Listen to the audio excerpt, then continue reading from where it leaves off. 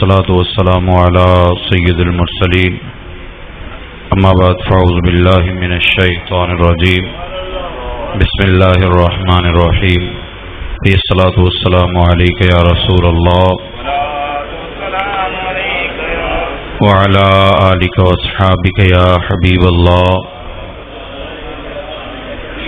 الصلاة والسلام عليك يا نبي الله وعلى آلك واصحابك يا نور الله. نبی پاک صلی اللہ تعالی علیہ وآلہ وسلم آپ نے ایک مرتبہ خواب دیکھا. نبی کا خواب بھی وہی ہوتا ہے.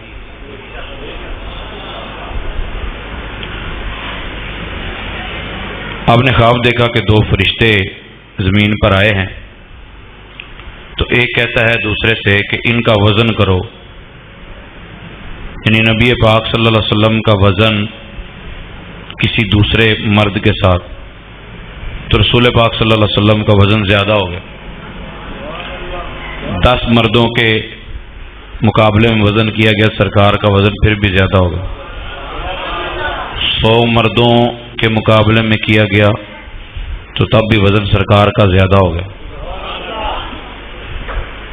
اچھا، یہ وزن جسمانی بھی تھا اور جو شارحین نے لکھا وہ عقل کے اعتبار سے تھا. تو پھر پوری کائنات کو ایک پلڑے میں رکھ کر محبوب پاک علیہ الصلوۃ والسلام کو دوسرے پلڑے میں رکھا گیا. سرکار یہ خواب دیکھ رہے ہیں. سرکار نے صحابہ کو فرمایا کہ میرا وزن پوری کائنات سے زیادہ ہوگا. مطلب یہ عقل کی بات تھی کہ پوری کائنات میں جس کو جتنی بھی عقل علم اللہ تعالیٰ نے عطا فرمایا ہے، سب سے زیادہ میرے اور آپ کے آقا صلی اللہ علیہ وسلم کے پاس علم ہے. یہ تو آج کل ہم لوگ بیٹھے رہتے ہیں، ماپتے رہتے ہیں کہ علم کتنا ہے، حاضر کا ہے، غیب کا ہے، غیب کا ہے تو کتنا ہے. کوئی کل کے چکر میں ہے، کوئی جز کے چکر میں ہے، کچھ ویسے انکار کرنے کے چکر میں ہے. علوم عقلیہ ہوں نقلیہ ہوں، ہر طرح کے علم نبی پاک صلی اللہ تعالی علیہ وسلم کے پاس سب سے زیادہ ہے. آپ آئیڈیا لگائیں کہ سیدی اعلیٰ حضرت فاضل بریلوی رحمۃ اللہ تعالی نقل فرمایا حرکت کے حوالے سے نا کہ سورج حرکت کرتا رہتا ہے تو وہ گرم ہو جاتا ہے. تو کسی نے کہا کہ چاند بھی تو حرکت کرتا ہے، پھر یہ گرم کیوں نہیں ہوتا؟ تو اعلیٰ حضرت نے پھر ایک حدیث پاک نقل فرمائی کہ رسول پاک صلی اللہ تعالی علیہ وسلم نے فرمایا اس کو فرشتے روزانہ ٹھنڈا کرتے ہیں. مطلب جہاں تک ہماری سوچ اور فکر کی انتہا ہو جاتی ہے، وہاں سے آگے تو آمنہ کے لال کے علم کی ابتدا ہوتی ہے. سرکار دو عالم صلی اللہ تعالی علیہ وسلم سب سے زیادہ کامل اکمل شخصیت ہے، ہر حوالے سے ہی.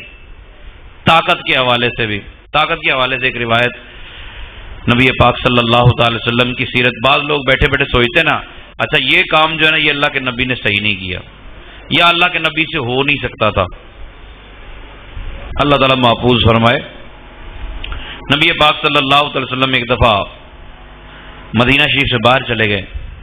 یہ روایت دو طرح سے ملتی ہے، مدینہ شریف کی بھی اور مکہ شریف کی. بہرحال جہاں کی بھی ہو، ہے سرکار دو عالم صلی اللہ علیہ وسلم. صدیق اکبر رضی اللہ تعالیٰ عنہ نبی پاک صلی اللہ علیہ وسلم کو ڈھونڈتے ڈھونڈتے نکلے تو بڑے پریشان ہوئے کہ لوگ بتا رہے ہیں یا آپ محسوس کر رہے ہیں سرکار ادھر ادھر ادھر ادھر گئے ہیں. تو کرتے کرتے ایسے علاقے کی طرف چلے گئے جہاں ایک یہودی پہلوان رہتا تھا اور اس کے مقابلے میں کبھی عرب کا کوئی بندہ آیا ہی نہیں تھا. جا کے مقابلہ کرنا تو دور کی بات ہے نا، مقابلے میں کبھی بھی کھڑا ہی نہیں ہوا تھا. تو تھا بھی وہ کافر، بدتمیز بھی بہت تھا. حضرت صدیق اکبر رضی اللہ عنہ پریشان ہونا شروع ہو گئے کہ اس طرف سرکار گئے ہیں نبی پاک صلی اللہ علیہ وسلم نے اس کو دعوت دی ہوگی، کہیں سرکار کو نقصان ہی نہ پہنچا دیا اس نے۔ اب اسی پریشانی کے عالم میں چلتے چلتے آپ جب ایک مقام پہ پہنچے تو آگے سے سرکار آ رہے ہیں۔ نبی پاک صلی اللہ تعالی علیہ وسلم نے صدیق اکبر رضی اللہ عنہ کو دیکھا تو مسکرا پڑے، بھی خیریت ہے؟ عرض کی یا رسول اللہ صلی اللہ علیہ وسلم، ایک نام رکانہ کا بھی ملتا ہے، تو یا رسول اللہ آپ ادھر تو وہ اس کی بستی ہے، اس پہلوان کی، آپ ادھر تو نہیں گئے تھے؟ سرکار نے فرمایا ادھر ہی گیا تھا۔ یا رسول اللہ وہ ملا تو نہیں آپ سے؟ سرکار نے فرمایا ملا۔ اب صدیق اکبر رضی اللہ عنہ پریشان ہے، سرکار دو عالم صلی اللہ علیہ وسلم نے ارشاد فرمایا میں نے اسے اسلام کی دعوت دی، تو مجھے کہتا کشتی کر لو، کشتی کر لو، اگر آپ جیت گئے تو میں کلمہ پڑھ لوں گا۔ یا رسول اللہ، پھر سرکار نے فرمایا پھر میں کشتی کر لی، پھر میں نے کشتی کی۔ یا رسول اللہ پھر کیا ہوا؟ سرکار دو عالم صلی اللہ علیہ وسلم نے ارشاد فرمایا بس یوں جب ہاتھ ڈالے نا، ہاتھوں میں ہاتھ ڈالے تو نبی پاک صلی اللہ علیہ وسلم نے انگلیاں دبائیں، سرکار نے انگلیاں دبائیں، انگلیاں دبائیں نا تو پنجابی کا دورا ہو گیا، انگلیاں دبائیں اور رسول پاک صلی اللہ علیہ وسلم نے گرا لیا۔ یہ تو انگلیوں کی پاور ہے۔ محبوب پاک علیہ السلام کی اپنی طاقت کا اندازہ کوئی کیسے لگا سکتا ہے؟ بریلی کے تاجدار کہتے ہیں جس کو بارے دو عالم کی پرواہ نہیں، جس کو بارے دو عالم کی پرواہ نہیں، ایسے بازو کی قوت پہ لاکھوں سلام، مصطفیٰ جانے رحمت پہ لاکھوں سلام۔ نبی پاک صلی اللہ علیہ وسلم نے گرایا تو پتہ کہتا ہے، اچھا یہ بھی ایک خاص انداز ہے، آگے سے وہ کافر کہتا پتہ کیا ہے، میں نام خاص وجہ سے نہیں لے رہا، وہ کافر یہ کہتا ہے کہ آپ کو نا آپ کے رب نے بچا لیا ہے، حالانکہ جس کو ہی بچاتا رب ہی بچاتا ہے۔ اس نے نبی پاک صلی اللہ علیہ وسلم کی عظمت کو نہیں مانا کہ یہ آپ میں بڑی طاقت ہے، حالانکہ طاقت آپ کو اللہ نے دی۔ اگر وہ یہ بھی کہتا کہ آپ میں بڑی طاقت ہے جی، آپ بچ گئے، آپ نے مجھے ہرا دیا ہے، اگر وہ ڈائریکٹ بھی یہ کہتا تو مطلب یہی ہوتا کہ اللہ تعالیٰ نے مہربانی کی ہے، لیکن انہوں نے کہا نہیں ایویں کیا تو یہی مان جائے گا بھی میں بڑی گل ہے، نبی کی عظمت ماننی پڑے، انہوں نے کہا نہیں تینوں تیرے رب نے بچایا۔ تو رسول پاک صلی اللہ علیہ وسلم سے کشتی ہونے سے پہلے سرکار نے فرمایا کیا کرے گا اگر میں نے تجھے ہرا دیا؟ تو ایک روایت میں آتا ہے اس نے کہا جی میں آپ کو اپنی بکریاں دے دوں۔ سرکار نے فرمایا بکریاں نہیں چاہیے تو کلمہ پڑھ لیں۔ اب جب نبی پاک صلی اللہ تعالی علیہ وسلم نے ایک مرتبہ ہرا دیا، سرکار چلنے لگے، فرمایا کلمہ پڑھ لے، کہتا نہیں ایڈی چھیتی تو نہیں نا۔ تو سرکار دو عالم صلی اللہ علیہ وسلم نے فرمایا ٹھیک ہے۔ پھر جب سرکار چلنے لگے کہنا ایک باری کشتی اور نہیں ہوئے گی۔ اچھا یہ چاہتا یہ تھا کہ ایک مرتبہ گرا لوں، دوبارہ پھر جب کشتی ہوئی تو رسول پاک صلی اللہ علیہ وسلم نے پھر گرا لیا۔ کہنے لگا بکریاں لے لو، سرکار نے فرمایا نہیں تو کلمہ پڑھ لے۔ کہتا کشتی ایک باری پھر نہیں ہوئی۔ نبی پاک صلی اللہ علیہ وسلم سے جب تیسری مرتبہ کشتی ہوئی نا تو سرکار تیسری مرتبہ بھی جیت گئے۔ تو کہتا اب میں مدینے میں داخل نہیں ہو سکوں گا کیونکہ تو مدینے کی عورتوں کو جا کے بتائے گا کہ میں نے فلاں کو ہرا دیا ہے۔ نبی پاک صلی اللہ علیہ وسلم نے ارشاد فرمایا نہیں بس تو کلمہ پڑھ۔ اچھا نام جو میں نے نہیں بتایا اس کی وجہ یہ ہے کہ ایک نام رکانہ کا آتا ہے، لیکن حضرت رکانہ بعد میں کلمہ پڑھ کے باقاعدہ مسلمان ہو گئے تھے، اور جو مکے کے حوالے سے روایت اس میں یہی ہے کہ یہی رکانہ تھا جب رسول پاک صلی اللہ علیہ وسلم نے تیسری مرتبہ گرایا نا تو پھر کلمہ پڑھ کے مسلمان ہو گئے۔ نبی پاک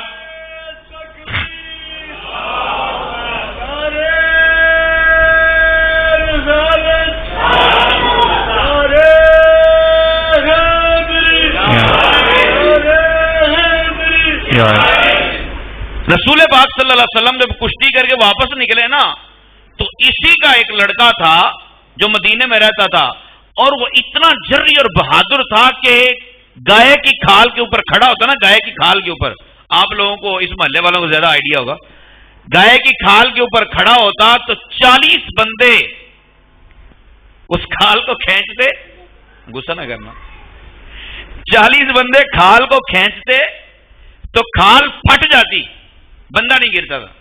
پلائے میں ہوتا ہے جی، ہوں تو ہی دس دو، نہیں ہوتا نا بھائی. کھال کے اوپر بندہ جتنا مرضی بہادر کھڑا ہو، یوں کھینچیں گے پھسل جائے گا، گر جائے گا.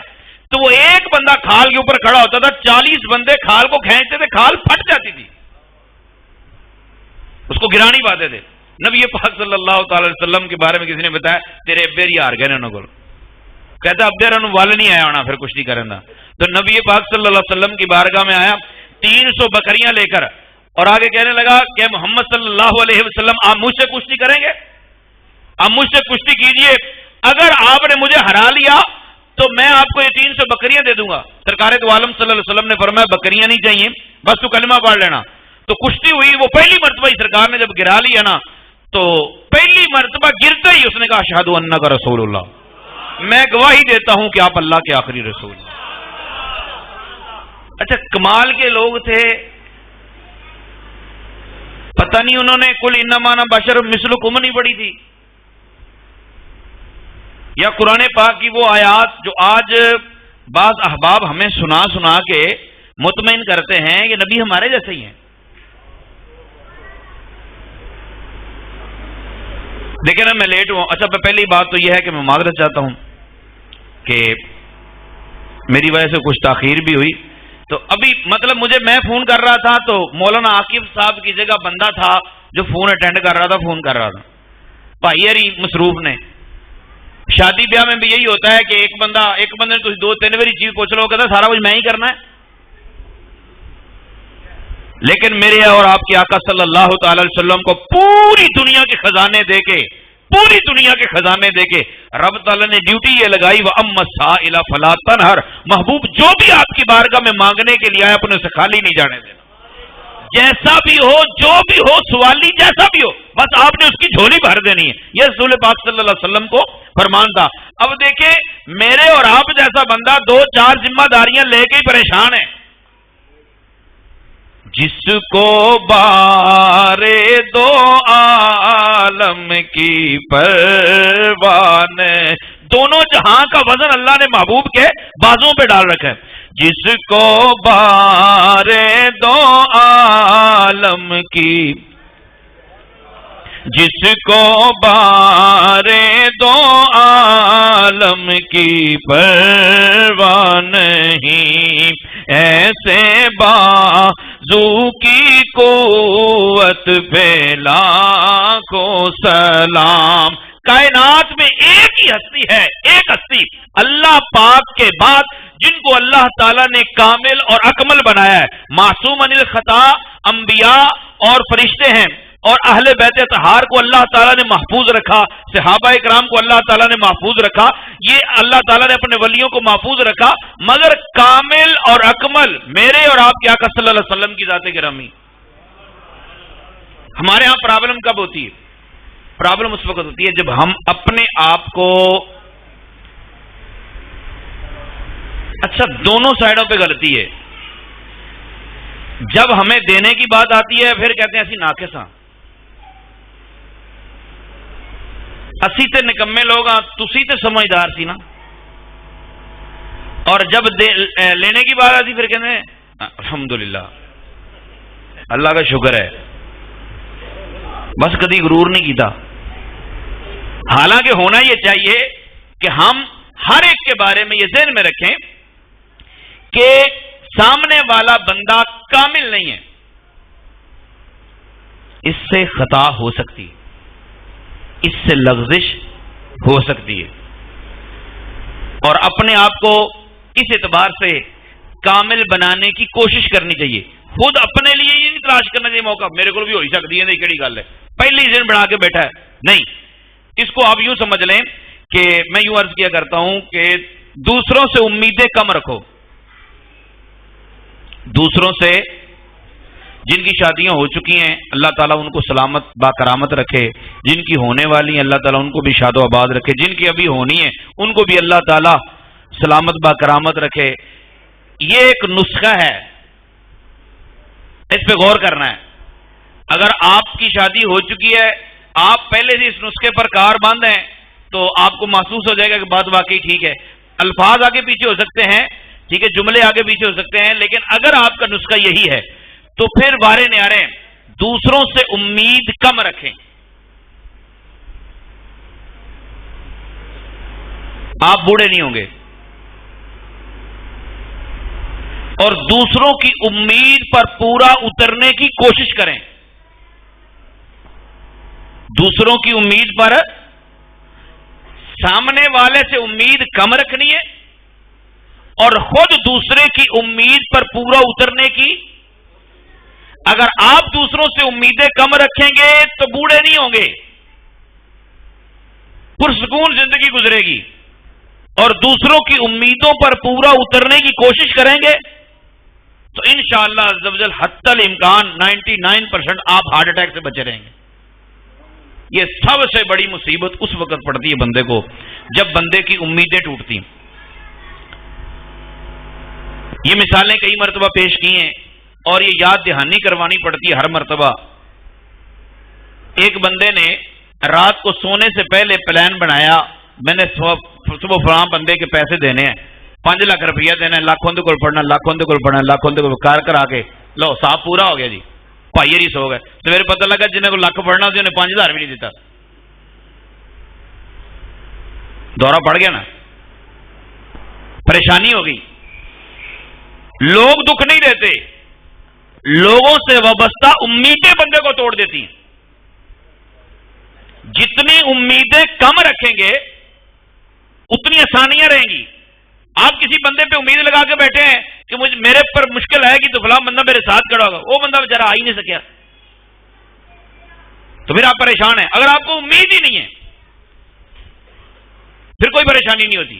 امیدیں کم رکھیں، زندگی بہترین ہو جائے گی۔ اب اس میں والدین بھی شامل ہیں، بیوی بچے بھی شامل ہیں، عزیز و اقارب بھی شامل ہیں، دوست احباب بھی شامل، سارے شامل ہیں۔ اپنے آپ کو پہلے سے ریلیکس رکھیں اور خود دوسروں کی امید پر پورا اترنے کی کوشش کریں۔ امید تو کسی کی ہو اور آپ اس پر پورا اتر جائیں، اس کو آپ سے بھی نہ بھی ہو، جیسے بھی آپ پورا اتر جائیں تو اللہ تعالیٰ اتنا مہربان ہے، اتنا مہربان ہے کہ کنویں کے کنارے کتا مر رہا تھا، ایک طوائف نے اس کو اپنا جوتا لٹکا کے کنویں سے پانی نکال کے پلایا تو اللہ تعالیٰ نے توبہ کی توفیق عطا کر دی۔ اسے تو اس سے تو ڈائریکٹ امید تو نہیں تھی، لیکن آپ کبھی تجربہ کیجئے گا، آپ جب بہت زیادہ کبھی پریشان ہو، ویسے ہی ذہن میں ایسے ٹینشن چل رہی ہو، آپ مولوی صاحب، بھائی صاحب، دوست، جگری یار کو یار میں نے نا عجیب جی کیفیت ہے، پتہ نہیں چل رہا یار مسئلہ کی، ایسا ہوتا ہے کئی بار۔ تو اگر ایسی کیفیت کبھی ہو تو آپ چھوٹے چھوٹے کھلونے لے کے اپنے عزیز رشتے داروں میں محلے چ نہیں ہو، پتہ لگے بعد جو انہیں بندہ ہی پھڑا دیتا ہے کیا 12 اٹھاویاں بنتا پہ دی۔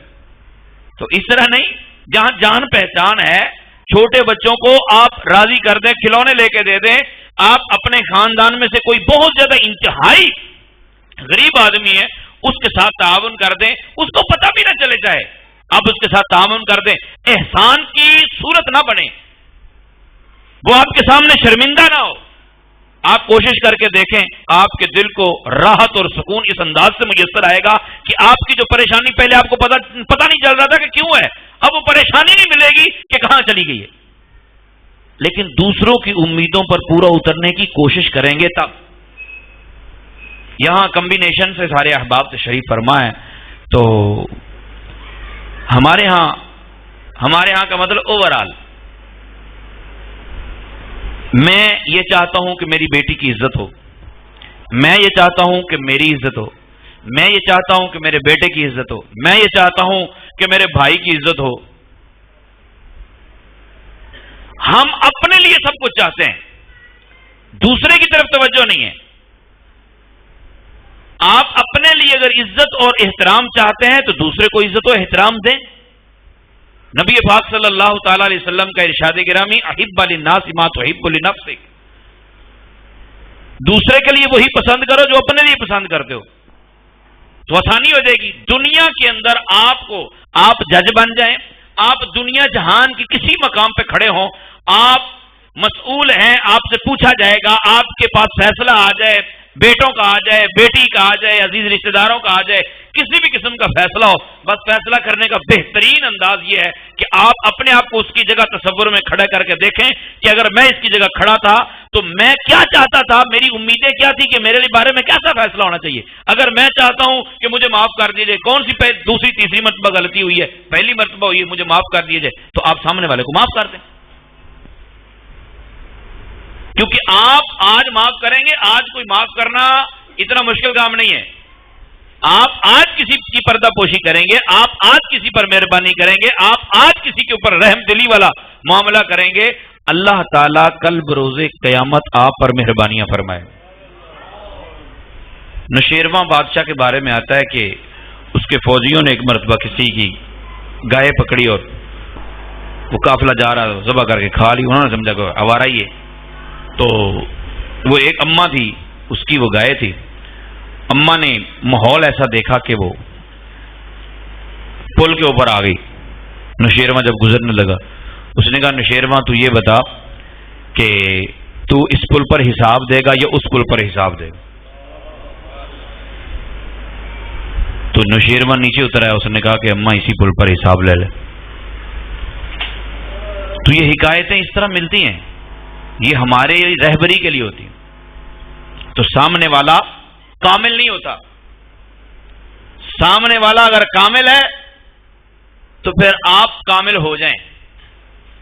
سامنے والا کامل نہیں ہے، اس کی ہاں غلطی ہوگی، یہ پہلے سے ذہن میں ہونا چاہیے کہ سامنے والا غلطی کرے گا اور آپ نے اس کو معاف کر کے اجر و ثواب کمانا ہے.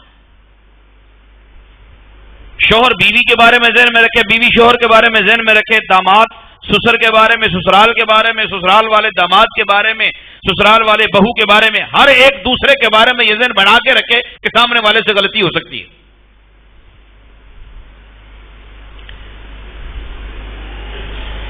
ہمارے یہاں نا ایک اور مصیبت پائی جاتی ہے. رات ہی ایک دوست بتا رہا تھا کسی کو نا، یار فلانا بندہ تیرے خلاف بڑا بولتا پیسے. تو اس طرح بعض کا تو مجھے بھی لوگ کہہ دیتے ہیں آگے فلاں آپ کے بارے میں بڑا. اب مجھے ایک بات بتائیں کہ مجھے بتانے کا کیا فائدہ ہوا سوائے مجھے جلانے کے. اگر بعض احباب تو ایسے سیانے ہوتے ہیں کہتے میرا نام نہ لیں بھائی، میں بھی کلیئر ہے تو جن دنوں آخیا وہ بھی کلیئر، تو سڑدا مردا رہو کہ تینوں دس بھی دیتا ہے تو منہ تو پٹی بھی لاتی، تو نہ نہیں ہو لینا مر. تو یہ مسائل گھروں میں بھی ہوتے ہیں، تو ایسے چگل خوروں سے بچیں. سکون کی زندگی چاہتے ہیں. دیکھیں اگر آپ سمجھتے شیطان با اس وقت کیا کہتا ہے، نہیں ہے تیرا بڑا موتقد ہے، تیرا بڑا قریبی ہے، یہ بڑی محبت کرتا ہے تیرے نال، یہ تینوں تاں ہی دستا پیا. ہر جگہ ایسا ہوتا بھی نہیں کہ سامنے والا صرف چگلی لگا رہا ہو اور اس کا فائدہ کوئی نہ ہو. بعض کا فائدہ بھی ہوتا ہے لیکن وہ بہت کم ہوتا ہے. بھئی اس کے سامنے سے سن کے تو آ گیا ہے، میرا تو جگری یار بن رہے ہیں بھی بڑی تیرے محبت ہے سانو، وہ تو منہ اتنے نہیں توڑیا، مینو آ کے دس رہا ہے، اب وہ کہہ رہا میرا نام نہ لئی. تو رشتہ داریوں میں یہ معاملات بھی ہوتے ہیں اور یہ غلط فہمیاں ہوتی ہیں. سیدی اعلیٰ حضرت فاضل بریلوی رحمۃ اللہ تعالی علیہ کے چھوٹے بھائی تھے محمد رضا. تو اعلیٰ کے چھوٹے بھائی، ان کے بارے میں گھر میں شکایت لگی. اب اندازہ لگائیں کہ یہ اعلیٰ حضرت کا خاندان ہے لیکن کامل کوئی بھی نہیں ہے نا. اب اعلیٰ حضرت فاضل بریلوی رحمۃ اللہ تعالی علیہ کو کسی نے شکایت کر دی. اب وہ بھابی نے کی، کسی نے کی شکایت، یہ جا کے کر دی کہ محمد رضا نے اپنی بیگم کے لیے گہنے بنوائے ہیں. پیسے کتوں آئے؟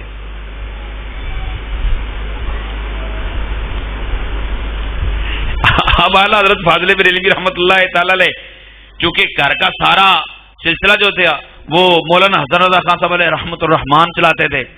تو اب اعلیٰ حضرت بڑے پریشان ہوئے بھی کیا کروں. تو ایک مرتبہ بات ہوئی, دوسری مرتبہ ہوئی, تیسری مرتبہ, بھئی آپ کوئی ایکشن کیوں نہیں لے رہے؟ تو اعلیٰ حضرت نے فرمایا کہ میں سوچ رہا ہوں, دو باتیں میرے ذہن میں آ رہی ہیں. اگر تو میرے بھائی نے وہ گہنے اپنے پیسوں سے بنوائے ہیں, یعنی اس کے پاس اپنے پیسے تھے, تو مجھے تو بڑی خوشی ہو رہی ہے کہ میرے بھائی کو اللہ تعالیٰ نے اتنی دولت سے نوازا ہے. کیونکہ شکایت کرنے والا یا والی وہ یہ نہیں بتا رہے تھے نا کہ اصل مسئلہ میں کیا کہنا کیا چاہ رہا ہوں. تو اعلیٰ نے فرمایا کہ اگر میرے بھائی نے میرے پیسوں سے وہ گہنے بنوا لیے تو مجھے خوشی ہوئی اس بات پہ کہ انہوں نے میرے پیسوں کو اپنے پیسے سمجھا. اب یہ کہہ کہ اعلیٰ حضرت نے جان چھڑائی. ایسا کرنے کی اجازت تو نہیں ہے نا, مطلب, لیکن بدگمانی پیدا کرنے والے اس انداز سے بدگمانیاں پیدا کرتے ہیں. 1000 میں سے 999 بار میاں بیوی کے معاملات میں بدگمانیاں ہوتی ہیں. 1000 میں سے 999 بار. اور اگر آپ یہ سمجھتے ہیں کہ مجھے یا آپ کو کوئی بھلا نہیں سکتا, نہیں اسی تو بھولتا ہی کوئی نہیں اسی تو بالکل جو گل کر رہے ہیں صحیح کر رہے ہیں, تو یہ آپ کی بہت بڑی بیوقوفی ہوگی. کیونکہ حضرت خضر علیہ السلام کو شیطان نے بلا دیا, اور حضرت یوشع بن نون کو حضرت خضر علیہ السلام کے مقام پہ جب وہ مچھلی زندہ ہوئی نا, تو یوشع بن نون کو بلا دیا, حالانکہ مردہ مچھلی زندہ ہوئی تھی.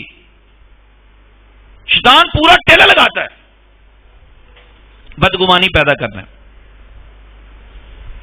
جلد بازی کا فیصلہ یہ انسان کو تباہ کر دیتا ہے. اچھا, آخر پہ میں عرض کروں کہ میں نے شروع میں جو بات کی کہ رسول پاک صلی اللہ علیہ وسلم کے علاوہ ہم کسی کو کامل اکمل سمجھیں تو اس لیے پرابلم ہو سکتی ہے, بالخصوص اپنے عزیز رشتہ داروں میں, خاندانی معاملات میں. تو رسول پاک صلی اللہ علیہ وسلم کی عقل سے بڑی کسی کی عقل ہو سکتی جی؟ سرکار سے زیادہ کوئی سمجھدار دنیا میں پیدا ہوا ہے؟ نبی پاک صلی اللہ تعالی علیہ وسلم کو اللہ پاک نے کیا فرمایا؟ اللہ پاک نے فرمایا, محبوب وشاورہم فی الامر, محبوب غلاموں سے مشورہ فرما لیا کریں. غلاموں سے, اچھا ہم سے کوئی مشورہ مانگے تو ہم پتہ کیا سمجھتے ہیں, ہم کہتے ہیں کہ ساڈے نال بڑا کوئی عقل مند جمے ہی کوئی نہیں تھا, اس واسطے سانوں مشورہ لے رہا ساڈے کولوں. تے پھر مشورہ نہیں ہوندا, پھر آرڈر ہوندا ہے, ایگزیکٹو آرڈر جاری کرتا ہے جن دی توہین عدالت ہی ہوندی ہے, نہ مننا. وہ کہتے پھر میرا گل ہی نہیں سی مننی, پھر میں نے پوچھا کیوں؟ عقل جو ہے نا, عقل سب سے زیادہ نبی پاک صلی اللہ علیہ وسلم کی ہے, اور محبوب پاک علیہ الصلوۃ والسلام سے زیادہ عقل مند دنیا میں پیدا نہیں ہوا. پھر بھی اللہ نے فرمایا محبوب آپ ان کے لیے ان کے ساتھ ایسے معاملات رکھے کہ ان سے مشورہ کیا کریں. اور میرے آقا صلی اللہ علیہ وسلم نے مشورے کا کمال یہ فرمایا کہ سرکار دو عالم صلی اللہ علیہ وسلم خندق کے موقع پہ جب غزوہ خندق ہوا نا, تو سرکار دو عالم صلی اللہ تعالی علیہ وسلم نے بڑے بڑے جلیل القدر صحابہ کی موجودگی میں نبی پاک صلی اللہ علیہ وسلم نے حضرت سلمان فارسی رضی اللہ تعالی عنہ آپ کے مشورے سے خندق کھودنے کا حکم ارشاد فرمایا. بڑے بڑے صحابہ موجود تھے, لیکن رسول پاک صلی اللہ علیہ وسلم نے دیگر صحابہ کے مشورے پر عمل نہیں کیا. تو آپ ایک خاندان میں رہتے ہیں, آپ ایک گھر میں رہتے ہیں, آپ ایک قبیلے میں رہتے ہیں, آپ بڑے ہیں, آپ چھوٹے ہیں, آپ بہت بڑے ہیں. آپ سے اگر مشورہ لیا گیا اور مشورے پر عمل نہیں کیا گیا تو آپ پریشان نہ ہو, آپ کو ٹینشن لینے کی ضرورت نہیں ہے. بعض اوقات صدیق اکبر کی موجودگی میں, عمر بن خطاب کی موجودگی میں, عثمان غنی مولا علی کی موجودگی میں نبی پاک صلی اللہ تعالی علیہ وآلہ وسلم نے سلمان فارسی سے بھی مشورہ فرمایا. اور دوسری بات جو سب سے اہم تھی وہ یہ ہے کہ محبوب پاک علیہ الصلوۃ والسلام کا تو اپنا حسن اتنا کمال کا تھا, اتنا کمال کا حسن تھا کہ محبوب کو دیکھنے والے بیچارے اپنا آپ بھول جاتے تھے.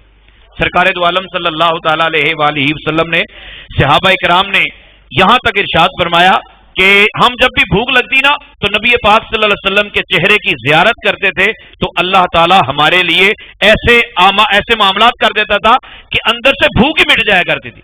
اب محبوب پاک علیہ الصلوۃ والسلام کو دیکھنے سے بھوک مٹ جائے, محبوب پاک علیہ الصلوۃ والسلام کے معجزات بھی باکمال, ہر اعتبار سے آپ کمال ہیں. اللہ کیا فرماتا ہے کہ محبوب یہ آپ کے آس پاس کیوں ہیں، یہ آپ سے محبت کرنے والے کیوں ہیں؟ ہو سکتا ہے کوئی کہے کہ جنت کے لالچ میں تھے، کوئی کسی اعتبار سے، کوئی کسی اعتبار سے، کوئی کسی اعتبار سے۔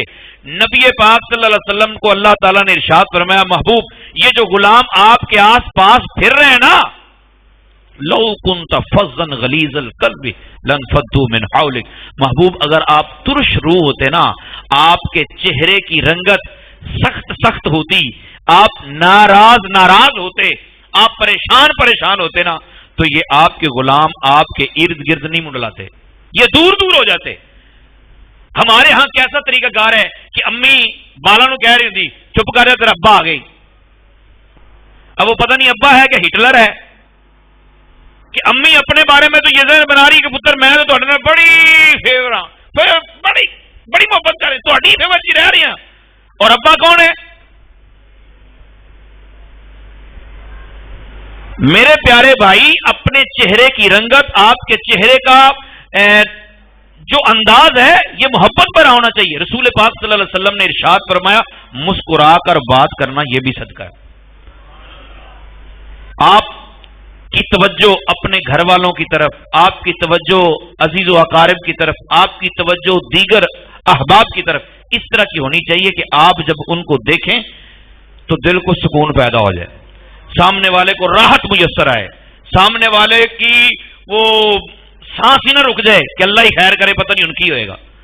ٹھیک ہے، ایک جرم کر کے، غلطی کر کے بندہ پریشان ہوتا ہے، وہ ایک الگ چیز ہے، لیکن ایسا کہ پریشانی بھی کوئی نہیں ہے، ٹینشن بھی کوئی نہیں ہے، جرم بھی کوئی نہیں، پھر بھی بندہ ڈرے جا رہا ہے، ایسا ماحول نہیں ہونا چاہیے۔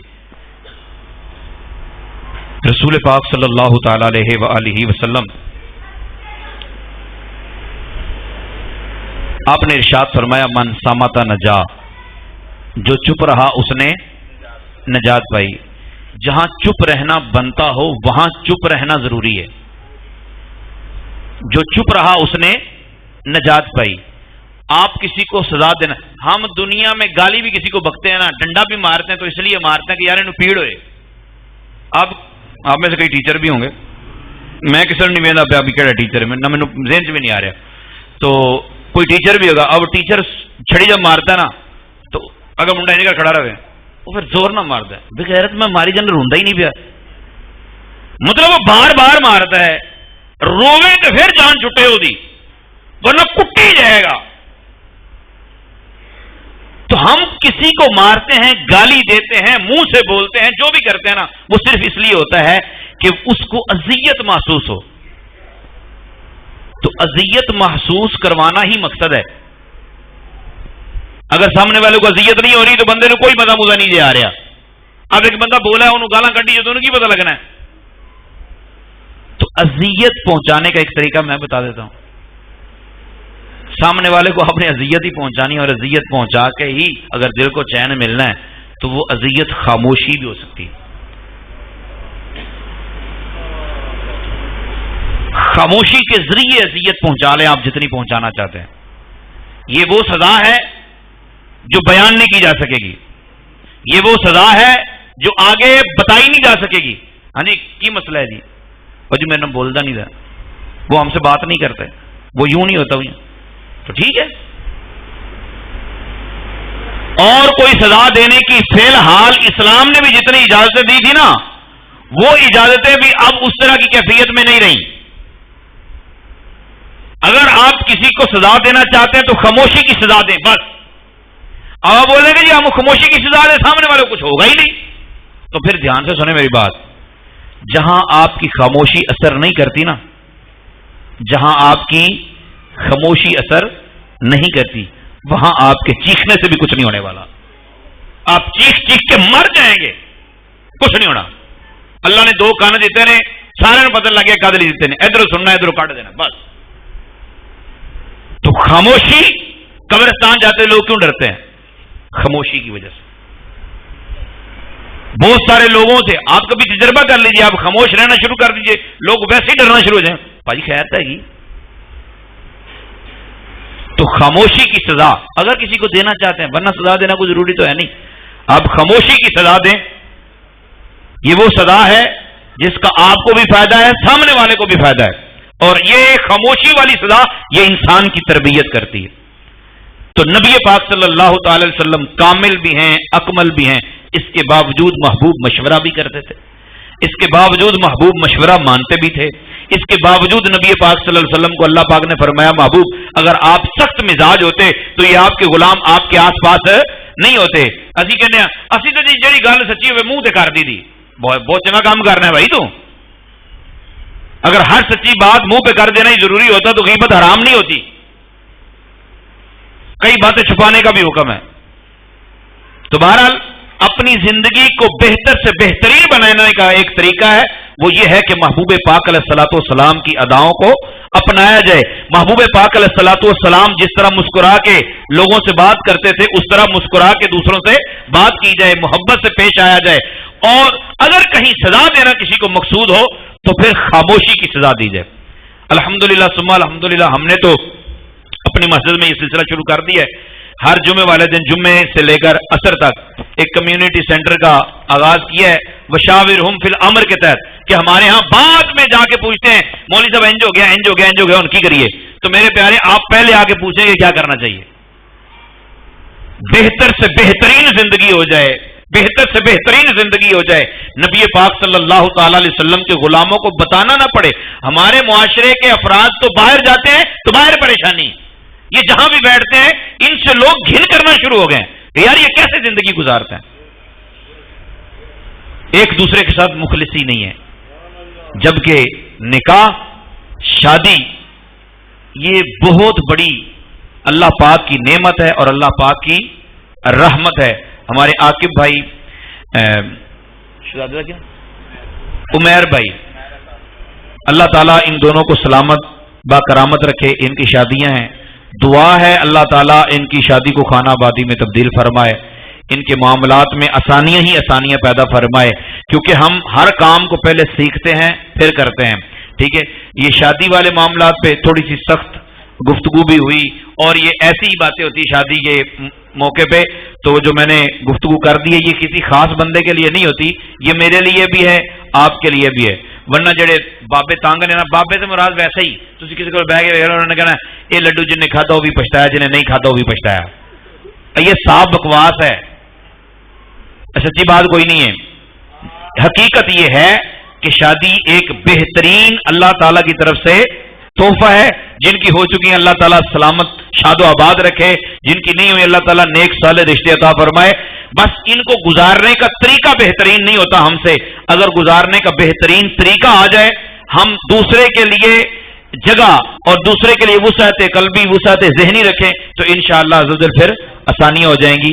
اللہ تعالیٰ ہم سب کے لیے آسانیوں کے فیصلے فرمائے، اور ہمارے بزرگ اللہ تعالیٰ ان کو بھی شاد و آباد رکھے، ان کے لیے بھی آسانیاں پیدا فرمائے، جس طرح یہ محبت سے پیار سے سب کو ملتے ہیں اسی طرح یہ خوش خرم رہیں، ان کو لمبی نیکی و رشتے تندرستی والی اللہ تعالیٰ زندگی عطا فرمائے، آمین بجاہ النبی الامین۔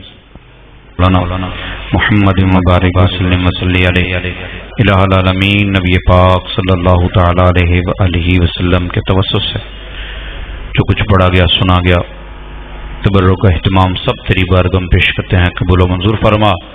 الہ العالمین نبی پاک صلی اللہ تعالی علیہ وآلہ وسلم کی عزت و عظمت کا صدقہ جتنے بھی دوست احباب یہاں تشریف فرما ہے، ان سے متعلقین یا بالخصوص دونوں خاندانوں کی طرف سے جو مؤمنین مرد و عورت اس دنیا سے پردہ کر چکے ہیں، مولا تمام کی کامل بخشش فرما، تمام کی مغفرت فرما۔ الہ العالمین تیرا نام لیا، تیرے محبوب پاک علیہ الصلوۃ والسلام کا نام لیا، اس سے جو بھی رحمت اور برکت ہے اس کے توسط سے دعا کرتے ہیں مولا ہمارے عاقب بھائی عمیر بھائی ان کی شادیوں میں خیر و برکت کا نزول فرما، آنے والے معاملات میں آسانیاں ہی آسانیاں پیدا فرما، مولا کریم قدورتوں اور نفرتوں سے ان کی زندگیوں کو محفوظ فرما۔ الہ العالمین ہمارے دونوں بزرگ لیاقت صاحب امانت صاحب الہ العالمین صحت و تندرستی والی ایمان و عافیت والی طویل زندگی نصیب فرما۔ الہ العالمین عزیز و اقارب میں سے جو بھی بیمار ہیں مدینہ طیبہ کی خاک شفا کا صدقہ شفاء کلی عطا فرما، جتنے بھی احباب بیٹھے ہیں جو تمنائیں لے کر بیٹھے ہیں تمام کی خالی جھولیاں اپنی رحمت سے بھرپور فرما۔ الہ العالمین پیارے آقا صلی اللہ تعالی علیہ وآلہ وسلم کے توسط سے محبوب پاک علیہ الصلوۃ والسلام کی رحمت اور محبت کا صدقہ ہم سب کو آپس کے اندر اتفاق و اتحاد نصیب فرما۔ الہ العالمین قدورتوں اور نفرتوں سے ہماری زندگی کو محفوظ فرما، چغل خوروں کی صحبت سے محفوظ فرما، حاسدین کے حسد سے، شریروں کے شر سے محفوظ فرما۔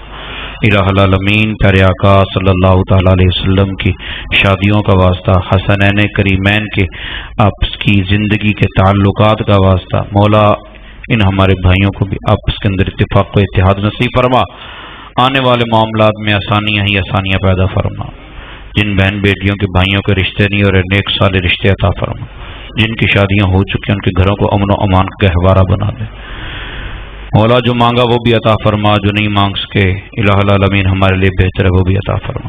صلی اللہ تعالی علی حبیبہ خیر خلقہ محمد وآلہ وصحبہ اجمعین۔